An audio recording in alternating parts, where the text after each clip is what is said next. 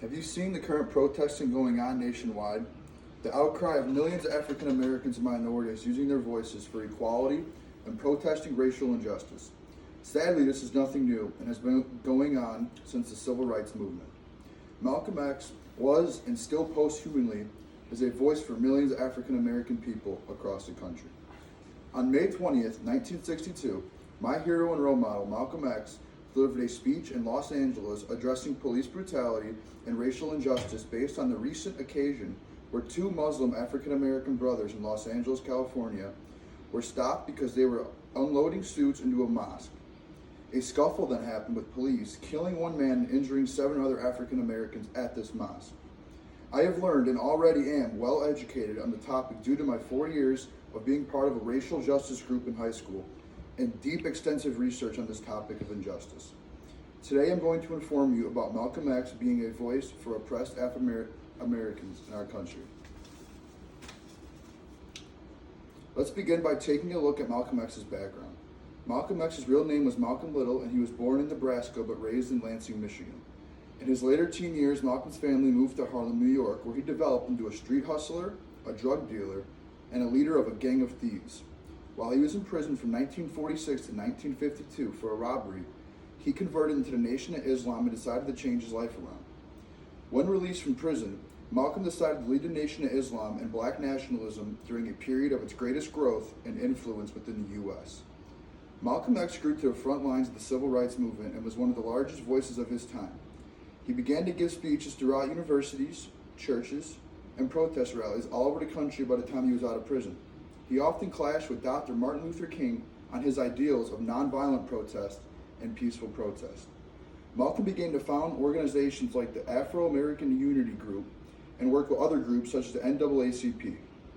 Towards the end of Malcolm's life, tensions grew with a fellow leader whom was Elijah Muhammad of the Nation of Islam and Black Nationalist Group. This caused a great deal of tension, to the point where 3 Muslim men assassinated Malcolm X at Abadoon Ballroom in Harlem, New York.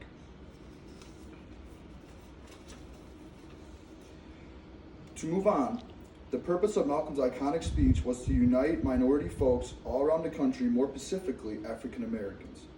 The powerful quotation of, "The only way we're going to get some of this oppression, some of this exploitation away from us or aside from us, is to come all together against a greater common enemy." This quotation truly shows the unification of Malcolm bringing African American folks across the country together. The organization and delivery of the speech was strong in the sense. Malcolm started with the motivation of unifying people, as quoted previously, and then transitioned into asking the actual audience questions. Malcolm quotes, "Who taught you to hate the color of your skin? Who taught you to hate the shape of your nose? Who taught yourself to hate you from the top of your head to the toes of your feet? Who taught you to hate your own kind? Who taught you to hate your hair?" This is a very strong message, a sense of realization for those individuals who were there. It struck courage and resonated with not only the physical audience there, but for many African American folks across the country then and now. The speech then went on to its third point of emphasis by turning hostile. Malcolm quotes, "It's time to show them how black people really feel and how fed up we are. We're not compromising with this old sweet talk. Stop sweet talking. Tell them how you feel. Tell them what kind of hell you've been catching. And if it's not ready, tell them to clean their house." These types of quotations and strong messages used in Malcolm's speech proved to make the speech very effective.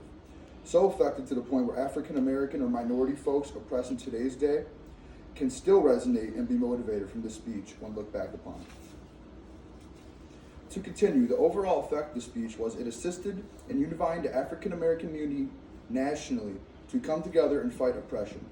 Malcolm's voice was, and still is, very powerful for African Americans. His motivational aspects and the sense of standing up to oppression without fear to be effective.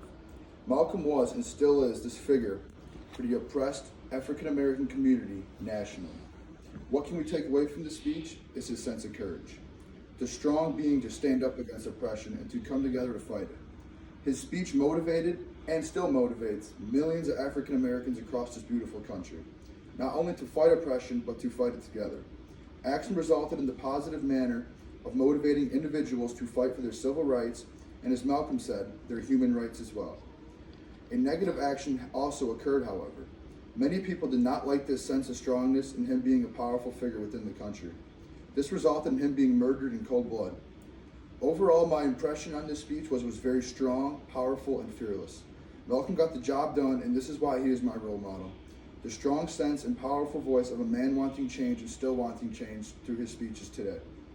On May 20th, 1962, my hero Malcolm X delivered a speech in Los Angeles, California, addressing police brutality and racial injustice, signifying his powerful voice for many African American folks across this country. He will forever live through the power of his voice.